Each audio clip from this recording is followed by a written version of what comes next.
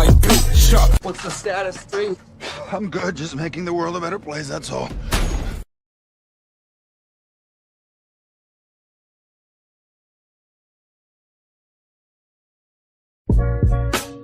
I put my life on wax, coming through, gotta spit these facts. Talk shit, get your wig pushed back. Knock your brains out your snapback, boy, you ain't ready for that. Bow down and pray to your God, cause I'm bringing the bomb. Activate while I chill out a pond. Tell the government enough is enough. You ain't drafting us, got a gun and I'm calling you bluff. Detroit, this the place that I claim. Look what I became, revolutionary, spitting some flames. In the end, y'all remember the name, cause I showed y'all the game. Motherfuckers putting chips in your brains, and they still putting shit in your veins. This shit is insane. When we all gonna stand up and fight? Call the goons, they be ready tonight. Some is ready to snipe. Grab your guns and light up the night. Yo, these don't ramble lyrics. I know y'all haters scared to hear it. Fuck it. I'ma keep on spitting while y'all haters keep on tripping. These don't ramble lyrics. I know y'all haters scared to hear it. Fuck it. I'ma keep on spitting while y'all haters keep on tripping. These the ramble lyrics, I know y'all haters scared to hear it. Fuck it. I'ma keep on spitting while y'all haters keep on tripping. I put my life on track so I can spit these lethal rhymes on tracks. Hurricane smoking hydro packs. Got goons in the black lack. Everybody loading the strap. About to show the motherfuckers who boss. Run in the facility. Take the fucking head right off. Dead by dog. Dog can't compare my dog. Create a whole bloody scene. They like, oh my god, fuck the law. About to go and break their jaw. Walk through the mean streets with the safety off. Face me, dog. Bake you like a pastry dog. Got 'em on the battlefield. Can't chase me off. You're crazy soft. Might as well play VR. Cause in the real world, man, your face be off. Case ain't solved, they would never trace your call. Cause we made it to the scene and we blast them all. These some ramble lyrics, I know y'all haters scared to hear it. I'ma keep on spitting while y'all haters keep on tripping. These some ramble lyrics, I know y'all haters scared to hear it. I'ma keep on spitting while y'all haters keep on tripping. These some ramble lyrics, I know y'all haters scared to hear it. Fuck it. And I'ma keep on spitting while y'all haters keep on tripping.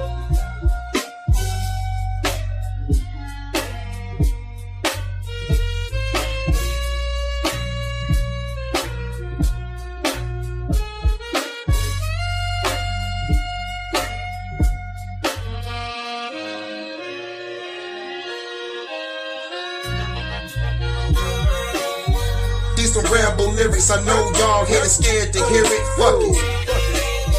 I'ma keep on spitting while y'all haters keep on tripping. These some ramble lyrics, I know y'all haters scared to hear it. Fuck it. I'ma keep on spitting while y'all haters keep on tripping. These some ramble lyrics, I know y'all haters scared to hear it. Fuck it. I'ma keep on spitting while y'all haters keep on tripping. These some ramble lyrics, I know y'all haters scared to hear it. Fuck it. I'ma keep on spitting while y'all haters keep on tripping.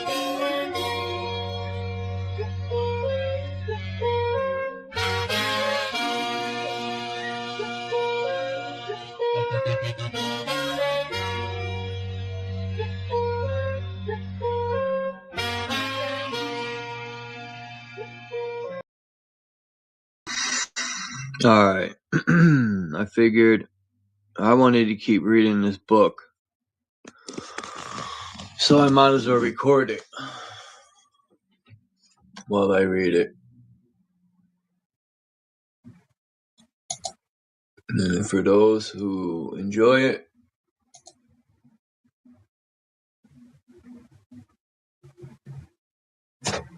you can listen. And for those who don't, you don't have to.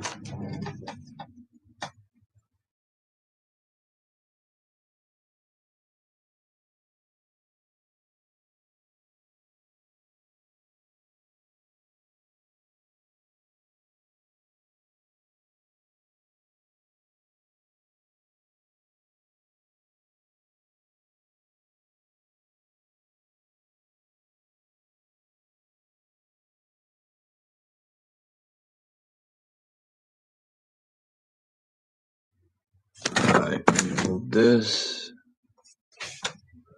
So I left off on page 53. The Committee of 300, with its Eastern liberal establishment, aristocracy, its banks, insurance companies, giant corporations, foundations, communication networks, preside over a hierarchy of conspirators. This is the enemy. This is the power that brought to life the reign of terror in Russia, the Bolshevik Revolution, World War I and II, Korea, Vietnam, the fall of Rhodesia, South Africa, Nicaragua, and the Philippines. This is the secret upper-level government that brought into existence the controlled disintegration of the U.S. economy and deindustrialization, what was once the greatest industrial power for good that the world had ever known. America today can be compared with a soldier who falls asleep in the thick of battle. We Americans have fallen asleep, given way to apathy caused by being confronted with a multiplicity of choices, which has confused us. These are the changes that alter our environment, break down our resistance to change so that we become dazed, apathetic, and eventually fall asleep in the thick of battle. There is a technical term for this condition. It is called long-range penetration strain, the art of subjecting a very large group of people to continued long-range penetration strain was developed by scientists working out of the Tavistock Institute of Human Relations and their U.S. subsidiaries, Stanford Research and Rand Corporation, and at least another 150 research institutions here in the U.S.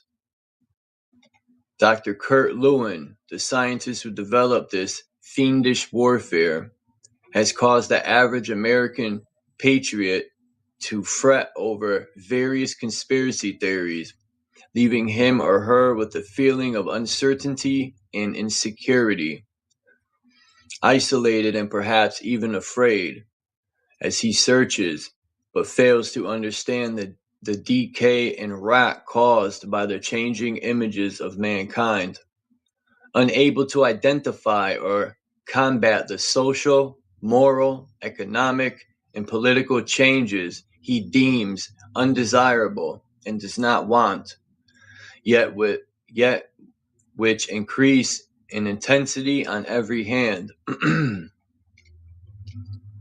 Dr. Lewin's name will not be found in any of our establishment history books, which in any event are a record of events, mostly from the side of the ruling class or the victors of war. Therefore, it is with pride that I introduce his name to you. As mentioned before, Dr. Lewin organized the Harvard Psychological Clinic and the Institute for Social Research under the auspices of the Tavistock Institute.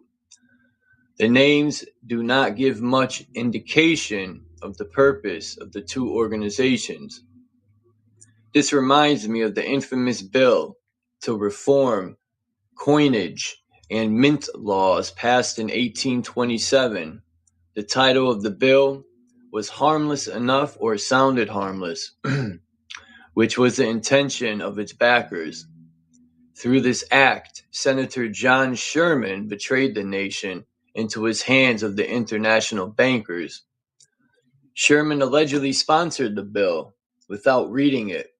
As we know, the bill's true purpose was to demonetize silver and give the thieving bankers unlimited power over the credit of our nation, powers to which the bankers were clearly not entitled under the clear and unmistakable terms of the U.S. Constitution. Kurt Lewin gave the Tavistock Institute, the Club of Rome, and NATO unlimited power over America, to which no organization, entity, or society is entitled. These institutions have used the usurped powers to destroy the will of the nation, to resist the plans and intentions of the conspirators, to rob us of the fruits of the American Revolution, and steer us on a course leading directly to a new dark age under a one-world government. Lewin's colleagues is this long-range penetration objective where Richard Crossman, Eric Trist, H.V. Dix, Willis Harman, Charles Anderson, Gardner Lindsay, Richard Price, and W.R. Bryan. Again, these names never appear in the evening news. In fact, they only appear in scientific journals. So very few Americans are aware of them, and not all are aware of what the men behind the names have done and are doing to the United States. President Jefferson once said he pitied those who thought they knew what was taking place, though reading the newspaper. Disraeli, the British Prime Minister, I could have said that name wrong. Disraeli, I don't know. The British Prime Minister said much from the same thing. Indeed, down through the ages, rulers have delighted in running things from behind the scenes. Man has always felt the need to dominate, and nowhere and at no time is the desire for prevalent than in the modern era. If it were not so, why all the need for secret societies? If we are ruled by an open system run by democratically elected officials, why the need for a secret Masonic order in every village, town, and city across the United States? How is it that Freemasonry can operate so openly and yet keep its secrets so well hidden? We can't ask the 9 unknown men of the Nine Sisters Lodge in Paris that question, nor can we ask it of their 9 fellows of the Quattar Coronati Lodge in London. Yet these 18 men from part of an even more secret government, the RIIA, and beyond that, the Committee of the 300. How is it that the Scottish Rite of Freemasonry could brainwash John Hinckley to shoot President Reagan? Why do we have such secret orders as the Knights of St. John of Jerusalem, the Round Table, the Milner Group, and so on down the line upon line of secret societies? They form part of a worldwide chain of command and control running through the Club of Rome, NATO, the RIIA, and finally right up to the conspirators' hierarchy, the Committee of 300. Men need these secret societies because their deeds are evil and must be hidden. Evil cannot stand in the light of truth. In this book, we shall find an almost complete list of the conspirators, their institutions, fronts, and publications. In 1980, the Aquarian conspiracy was in full swing, and its success can be seen in every facet of our private and national life. The overwhelming rise in mindless violence, serial killers, teenage suicides, the unmistakable signs of lethargy, long-range petration,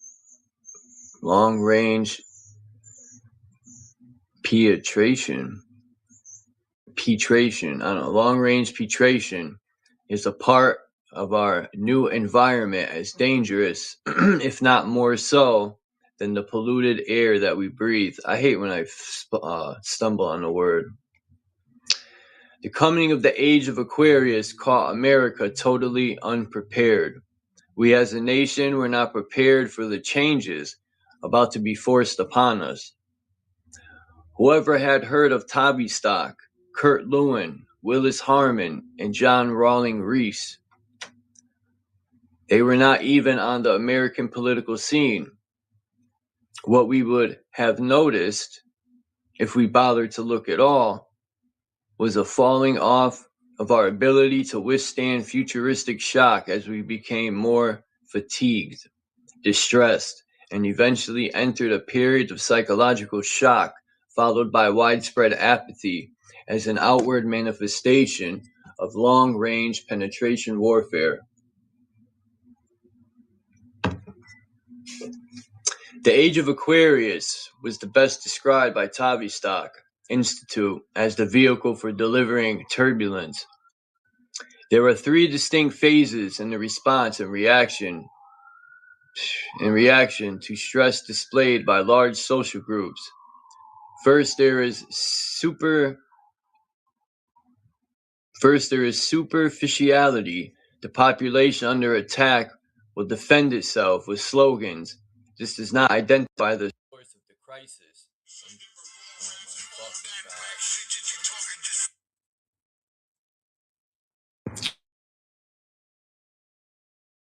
Does not address it. Hence, the crisis will persist. The second is fragmentation. This occurs as the crisis continues and social order breaks down. Then there is the third phase, where the population group goes into self-realization and turns away from the induced crisis, and there follows a maladaptive response accompanied with active synaptic idealism and disassociation. Damn, that phone call messed me up. Who can deny, with the huge increase in drug usage, crack making thousands of instant new addicts each day, the shocking rise in the murder of infants each day, aborticide, which by now far exceeds casualties suffered by our armed forces in both world wars, Korea and Vietnam, the open acceptance of homosexuality and lesbianism, whose rights are protected by more and more laws each year, the terrible plague we call AIDS washing over our towns and cities, total failure of our education system, the stunning increase in the divorce rate, a murder rate that shocks the rest of the world into disbelief, satanic serial killers, the disappearance of thousands of young children, snatched off the streets by perverts, a virtual tidal wave of pornography accompanied by permissiveness on our television screens. Who can deny that this nation is in a crisis which we are not addressing and from which we are turning away? Well-meaning people who specialize in these things blame a lot of the problem on education or what passes for it in the United States. Criminals now abound in the age groups 9 to 15. Rapists are quite commonly as young as 10. Our social specialists, our teachers' unions, our churches say it is all due to a faulty education system. Witness how test scores keep dropping. The specialists bewail the fact that the United States now ranks around 39th in the level of education in the world. Why do we bemoan what is so obvious? Our education system was programmed to self-destruct. That was what Dr. Alexander King was sent here by NATO to arrange. That is what Justice Hugo Black was ordered to arrange. The fact is, the Committee of 300, with the approval of the government, does not want our youth to be properly educated. The education that Freemasons Justice Hugo Black, Alexander King, Gunnar Myrtle, and his wife came to give the children of the United States is that crime pays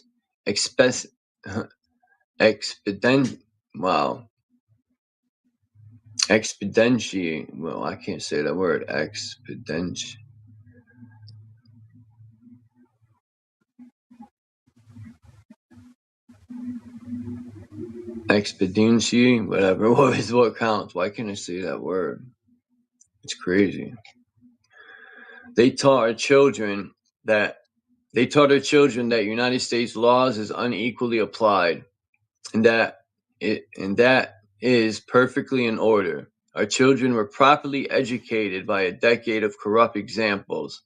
Ronald Reagan and George Bush were ruled by greed and became totally corrupted by it. Our education system has failed. Under the guidance of King, Black, and the Myrtles, it is actually a great success, but it all depends from whose point of view we look at it. The Committee of 300 is delighted with our education system and will not show one comma of it to be changed.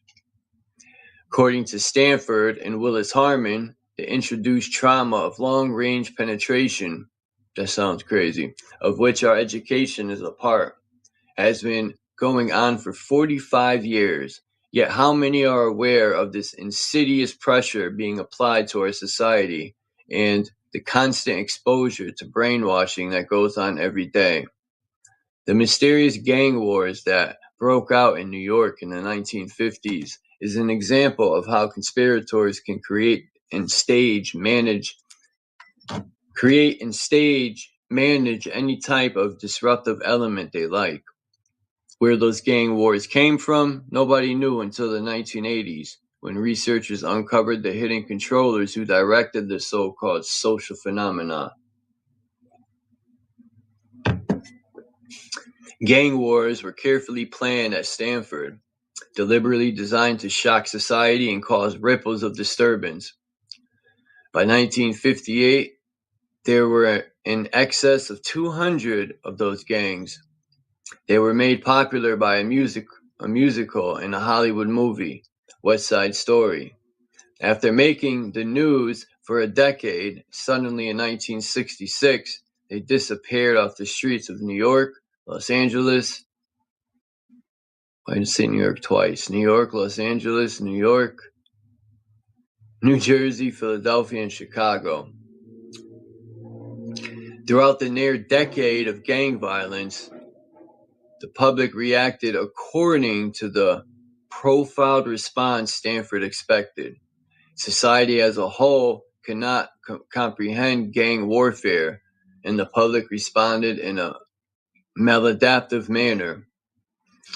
Had they been so wise enough to recognize in gang wars a Stanford experiment in social engineering and brainwashing, the conspirators' plot would have been exposed. Either we did not have trained specialists who could see what was going on, which is highly unlikely, or else they were threatened and remained silent. The cooperation with Stanford by the news media brought to light a new age, attack on the environment just to predict by the social engineers and new scientists at Tavistock. I got to look into this Tavistock. In 1989, gang warfare as a social conditioning to change was reintroduced to the streets of Los Angeles.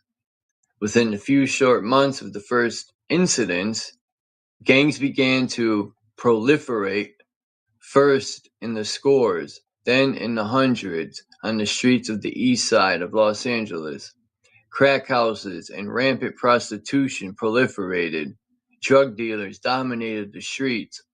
Anybody who got in their way was gunned down. I don't believe that. The outcry in the press was loud and long. Stanford targeted large population groups, began defending itself with slogans. This is what Tavistock called the first phase, with the targeted group failing to identify the source of the crisis. The second phase of the gang war crisis was fragmentation. People not living in the areas frequented by gangs said, quote, "Thank God they are not in our neighborhood." This ignored the fact that the crisis continued with or without recognition, and the social order in Los Angeles had begun to break down. As profiled by Tavistock, those groups not affected by gang war broke away to defend themselves because the source of the crisis was not identified. The so-called maladaptation process, the period of disassociation. Apart from the proliferation of drug sales, what is the purpose of gang wars? First, it is to show the targeted group that they are not safe, i.e., insecurity is generated. Secondly, it is to show that organized society is helpless in the face of such violence. And thirdly, to bring about a recognition of the fact that our social order is collapsing. The present wave of gang violence will go away just as quickly as it started once the 3 phases of the Stanford program is completed. These people are nuts. An outside example of social conditioning to accept change, even when it is recognized as unwelcome change by the large population group in the sites of Stanford Research Institute, was the advent of the Beatles. The Beatles were brought to the United States as part of a social experiment which would subject large population groups to brainwashing of which they were not even aware. Look, these people, I'm gonna pause for a second, are running social experiments in the fucking ghetto, man. That's how crazy these people are. We're playing with people's lives with drugs and gangs. When Tavistock brought the Beatles to the United States, nobody could have imagined the cultural disaster that would follow in their wake. The Beatles were an integral part of the Aquarian conspiracy, a living organism which sprang from the changing images of man. URH 489-2150- Policy Report number 4/4/74. Policy report prepared by SRI Center for the Study of the Social Policy, Director Professor Willis Harmon. Fuck him. The phenomenon of the Beatles was not a spontaneous rebellion by youth against the old system. Instead, it was a carefully crafted plot to introduce by a conspiratorial body which could have identified a highly destructive and divisive element into a large population group targeted for change against its will. New words and new phrases prepared by Tavistock were introduced to America along with the Beatles. Damn, I'm almost dry. Words such as rock, in relation to the words, to the music sounds teenager, cool, discovered, and pop music, was a lexicon of disguised code words, signifying the acceptance of drugs, and arrived with accompanied the Beatles wherever they went, to be discovered by teenagers. Incidentally, the word teenagers was never used until just before the Beatles arrived on the scene, courtesy of the Tavistock Institute for Human Relations. Cold words. You're cool. As in the case of gang wars, nothing could or would have been accomplished without the cooperation of the media, especially the electronic media, and in particular, the scurrilous Ed Sullivan, who had been coached by the conspirators as to the role he was going to play. Nobody would have paid much attention to the motley crew from Liverpool and the 12 atonal system of music that was to follow, had it not been for an overabundance of press exposure.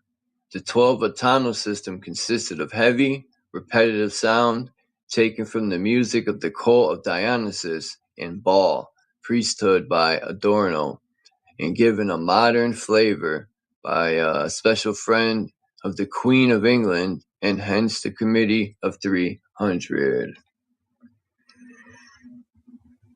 I think I'm going to stop at 60, man. Tavistock and its Stanford Research Center created bigger words, which then came into general usage around rock music.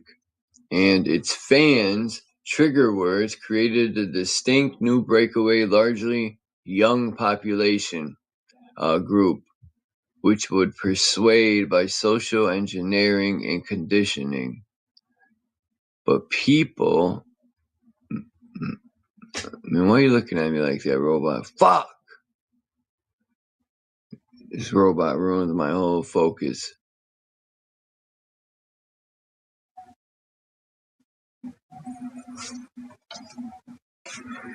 What's up with everyone in the chat? Alright, where did I leave off? Persuaded by social engineering and conditioning to believe that the Beatles really were their favorite group.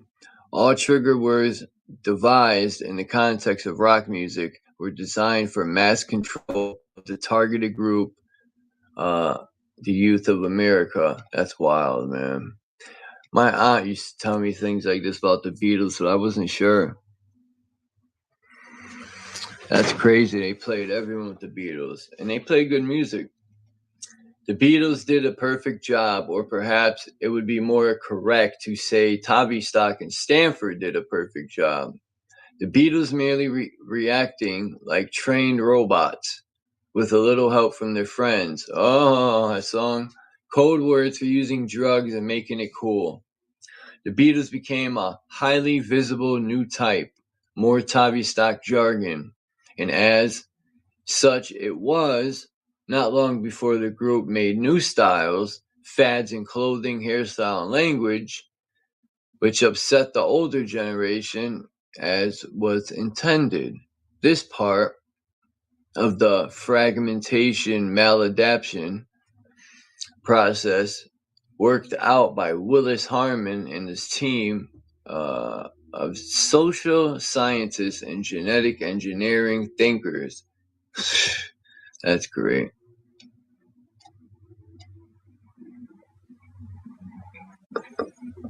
Man.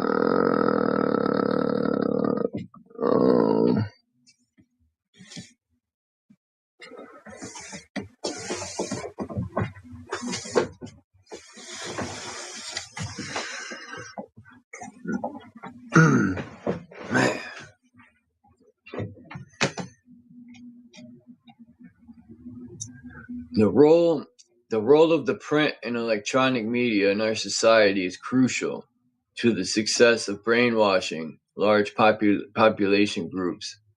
Gang wars ended in Los Angeles in 1966 as the media withdrew its coverage. The same thing will happen with the current wave of gang wars in LA. Street gangs will wither on the vine once media saturation coverage is toned down and to completely withdraw. As in 1966, the issue would become burnt out. Street gangs will have served their purpose on the creating turbulence and insecurity. Exactly the same pattern will be followed in the case of rock music. Deprived of media attention, it will eventually take its place in history.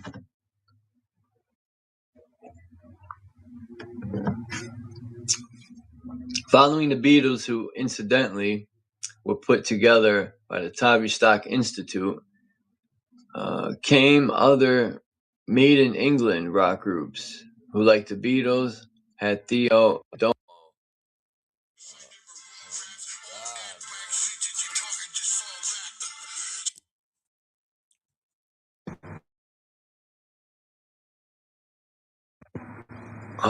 Following the Beatles, who incidentally were put together by Tavistock Institute, came other made in England rock groups who, like the Beatles, had Theo Adamo write their cult lyrics and compose all music. I hate to use these beautiful words in the context of Beatlemania. It reminds me of how wrongful These word lovers used when referring to the filthy interaction between two homosexuals, right? What? Writhing in pigtails. To call rock music is an insult. Likewise, the language used in rock lyrics. These phone calls are throwing me off my reading. Tavistock and Stanford researched and embarked on the second phase of the work commissioned by the Committee of 300. This new phase turned up the heat for social change in America as quickly as the Beatles had appeared on the American scene.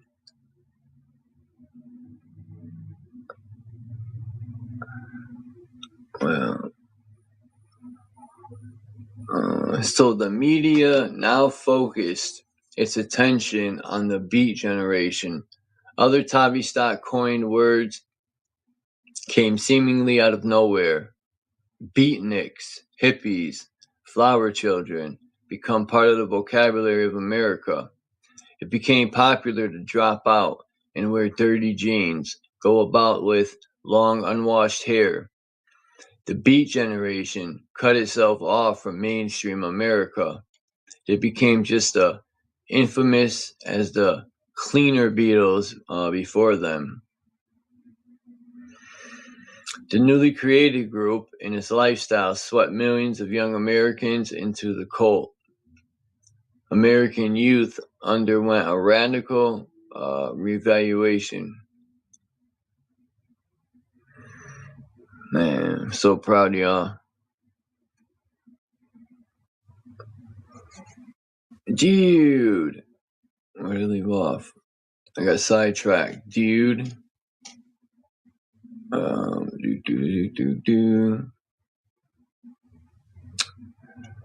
Dude.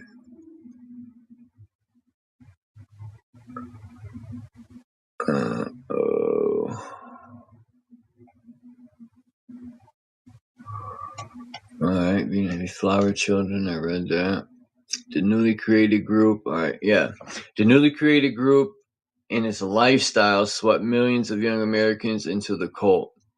American youth underwent a radical revolution without ever being aware of it, while the older generation stood by helplessly, unable to identify the source of the crisis and thus reacting in a maladaptive manner against its manifestation, which were drugs of all types, marijuana, and later lysergic acid, LSD, so conventionally provided for them by chemists. Albert Hoffman, how to take synthetic ergotamine, a powerful mind-altering drug. The Committee of 300 financed the project through one of their bank accounts, I guess. Greedy.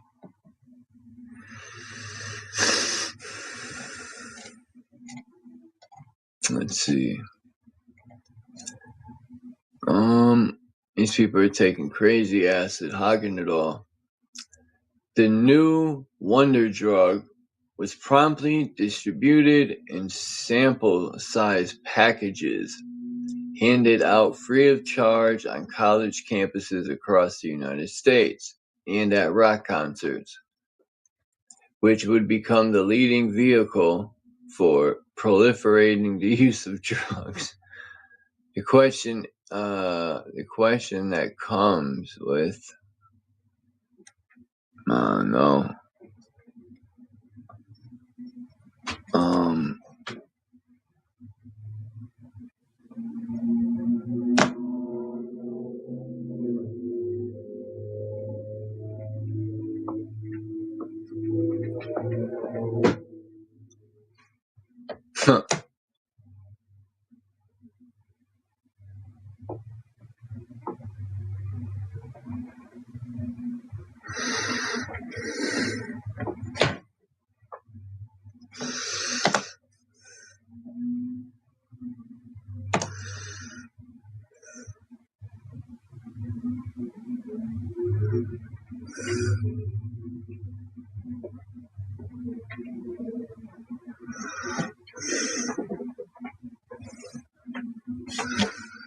Alright.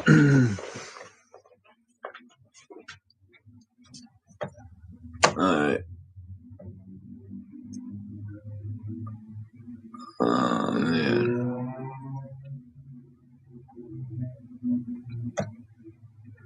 With every substantial numbers of the new British rock bands arriving in the U.S., rock concerts began to become a fixture on the social calendar of American youth. In tandem with these rock concerts, the use of drugs among the youth rose in proportion. The devilish bedlam of discordant, heavy beat sounds numbed the minds of listeners so that they were easily persuaded to try the new drug on the basis that everybody's doing it. Peer pressure is very strong, a strong weapon. The new culture received maximum coverage from the jackal media, which cost the conspirators not one single dime. Great anger was felt by a number of civic leaders and churchmen over the new cult. But their energies were I am in there. What do I use? This?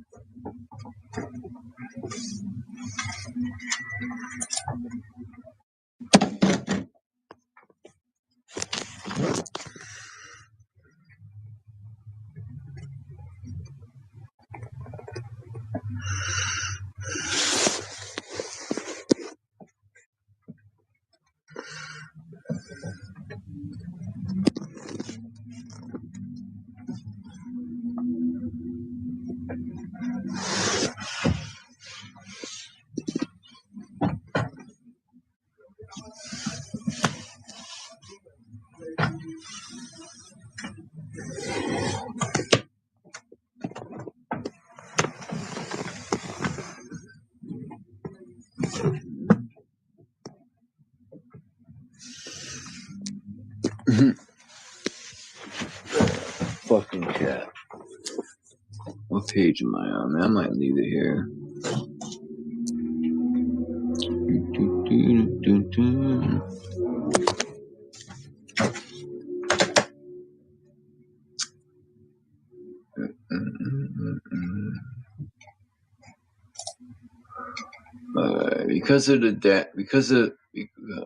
Fuck this shit. Because of the anger and resentment I feel toward the great drug plague. Did I leave there? Yeah. Great anger was felt by a number of civic leaders and churchmen over the new cult, but their energies were misdirected against the result of what was going on and not against the cause. Critics of the rock cult made the same mistakes that had been made in the Prohibition era. They criticized law enforcement agencies, teachers, parents, and anybody but the conspirators. Because the anger and resentment I feel toward the great drug plague, I make no apology for using language which is not customary for me to use. One of the worst drug slobs ever to walk the streets of America was Allen Ginsberg. This Ginsberg pushed the use of LSD through advertising, which cost him nothing, although under normal circumstances, it should have cost millions of dollars in TV advertising revenues. This free advertising for drugs and LSD in particular reached a new high in the 1960s, thanks to the ever-willing cooperation of the media. The effect of Ginsburg's property is in danger. I hope he pokes his boat. That'd be hilarious. Do do do do do.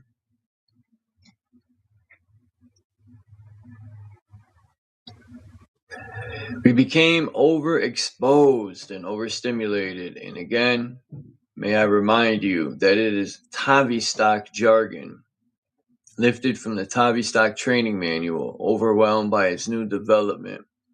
And when we reached that point, our minds began to lapse into apathy. It was just too much to cope with, that is to say. Long-range penetration has taken hold of us. Ginsburg claimed to be a poet, but no greater rubbish was ever written by anyone who ever aspired to become a poet. Ginsburg's designated task had little to do with poetry. His main function was to push the new subculture and force acceptance of it upon the larger targeted population group. To assist him in his task, Ginsburg cooped the service of Norman Mailer, a writer of sorts who had spent some of his time in a mental institution. Mailer was a favorite of the left-wing Hollywood crowd, and so had no problem with getting maximum television time for Ginsburg. Naturally, Mailer had to have pretext. Not even he could blatantly come out with the true nature of Ginsburg's television appearances. So, a charade was adopted. Mailer would walk seriously on camera with Ginsburg about poetry and literature. The method of getting wide television coverage at no cost to themselves was followed by every rock group and concert promoter who followed the example set by Ginsburg. The electronic media moguls had big hearts when it came to giving free time to these dirty, venomous creatures and their even dirtier products and filthy ideas. Can't see. Thanks. It was on point.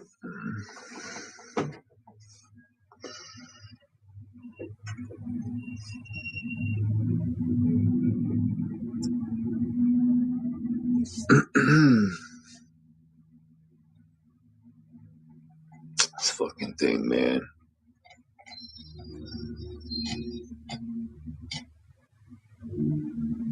Every time I scroll, it goes, messes up. I need a new mousey. Now I lost my fucking position. I'll just read it over, I guess. This method of getting wide television coverage at no cost to themselves was followed by every rock group and concert promoter who followed the example set by Ginsburg. The electronic media moguls had big hearts when it came to giving free time to these dirty, venomous creatures and their even dirtier producers and filthy ideas. Their promotion of horrible garbage spoke volumes, and without abundant help from this print and electric media, the drug trade could not have spread as rapidly as it did in the late 1960s, early 1970s, and probably would have been confirmed to a few small local areas. Ginsburg was able to give several nationally televised performances, extolling the virtues of LSD and marijuana, under the guise of new ideas and new cultures developing in the art and music world. Not to be outdone by the electronic media, Ginsburg admires. I almost lost my spot. Wrote glowing articles about this colorful man in the art and social columns of all of America's largest newspapers and magazines. There had never been such an across-the-media board free advertising campaign in the history of the newspaper, radio, and television, and it cost the promoters of the Aquarian conspiracy, NATO, and the Club of Rome not one red cent. It was all absolutely free advertising for LSD, only thing disguised as art and culture. One of Ginsburg's closest friends, Kenny Love, published a 5-page report in the New York Times. This is in accordance with the methodology used by Tavistock and Stanford Research. If something is to be promoted, which the public has not yet been fully brainwashed to accept, then have someone write an article covering all sides of the subject matter. The other method is to have live television, talk shows, in which a panel of expert promotes the product and or idea under the pretext of discussing it. There are point and counterpoint, both pro and con participants airing their support or opposition. When it is all over, the subject to be promoted had been dinned into the public mind.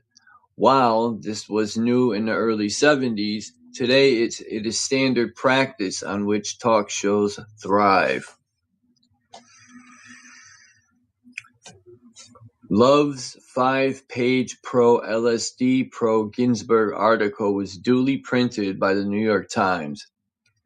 Had Ginsburg tried to buy the same amount of space in an advertisement, it would have cost him at least $50,000. But Ginsburg didn't have to worry.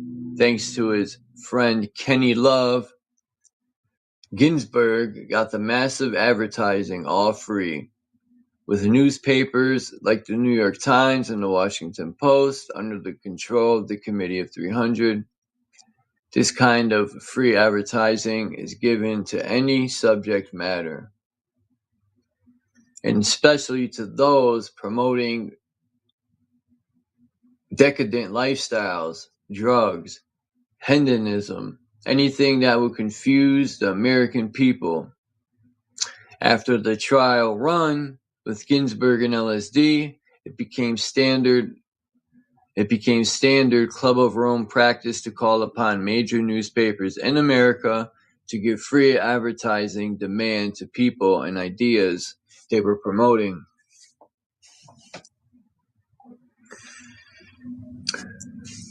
Worse yet, or better yet, depending upon the viewpoint, United Press picked up Kenny Love's free advertising for Ginsburg and LSD and telexed it to hundreds of newspapers and magazines around the country under the guise of news story.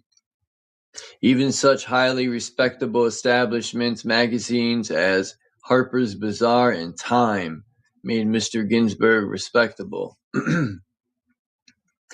If a nationwide campaign of this magnitude were presented to Ginsburg and the promoters of LSD by an advertising agency, the price tag would have run into at least $1 million in terms of $1970.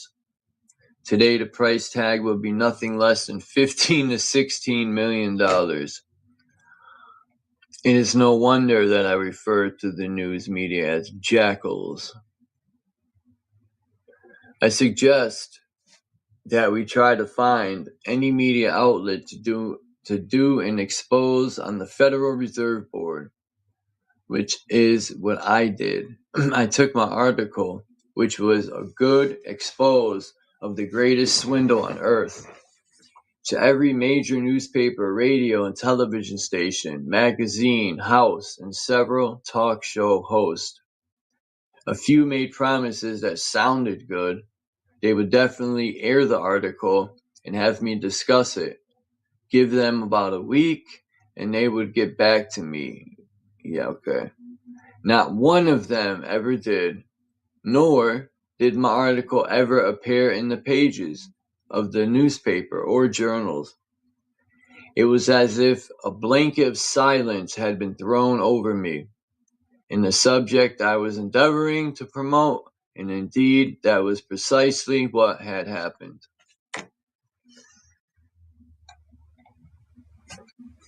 Without massive media hype and without almost around-the-clock coverage, this hippie beatnik rock drug cult would never have gotten off the ground. It would have remained a localized oddity. The Beatles, with their twanging guitars, silly expressions, drug language, and weird clothes,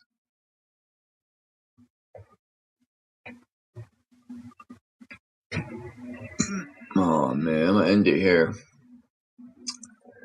Without massive media hype, I can't even read no more, man, my eyes.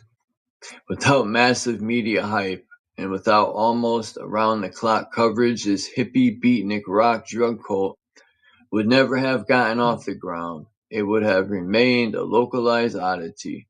The Beatles, with their twanging guitars, silly expressions, drug language, and weird clothes, would not have amounted to a hill of beans. Instead, because the Beatles were given saturation coverage by the media, the Beatles has suffered one cultural shock after another. The men buried in the think tanks and research institutions whose names and faces are still not known to but a few people made sure that the press play its part. Conversely, the media's important role is not exposing the powers behind the future cultural shocks, made certain that the source of the crisis was never identified. Thus was our society driven mad through psychological shocks and stress. Driven mad is taken from Tavistock's training manual. From its modest beginnings in 1921, Tavistock was ready in 1966 to launch a major, irreversible cultural revolution in America, which has not yet ended. The Aquarian conspiracy is part of it. Thus softened up, our nation was now deemed ripe for the introduction of drugs, which was a rival. The Prohibition era in scope, and the huge amounts of money to be made. This too was an integral part of the Aquarian conspiracy. The proliferation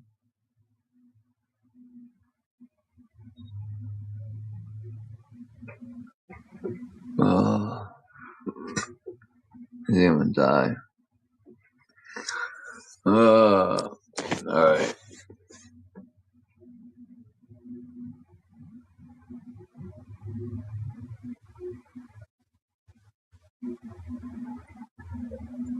This part is getting boring. Anyone agree? It started off really good, and now it's like, I was wondering why the Beatles came in. I'm like, what? Yeah, I'm gonna end it here. I'll finish it tomorrow. I said I was gonna stop at, I think, I only read, I started at 53. It's only 61. I'll just stop it here. I'll pick up tomorrow on this. It's alright. Turn this off. Appreciate people who come by. Maybe it's boring to y'all, but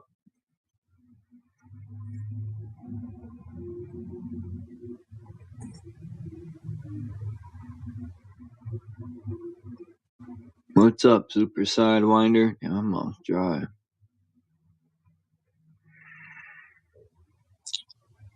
Peace to Minkazu. It's a dope name, yo. Minkazu. Peace to The